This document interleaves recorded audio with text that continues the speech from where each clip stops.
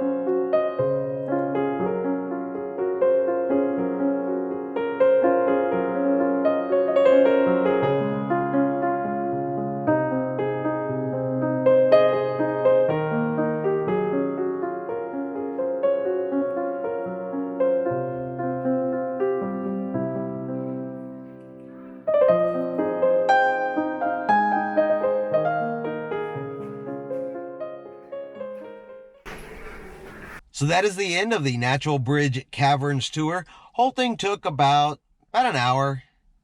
Little steep coming out. Definitely water and everything on the floor, so make sure you're wearing slip-resistant shoes and that you're not going to have any issues walking up and down some pretty steep little trails. It even gets low in a couple of spots. So if you're 6 foot or taller, you're going to be ducking in a few spots. But it was a lot of fun, and I hope y'all enjoyed the video, and we'll see you guys next time. Have a great day.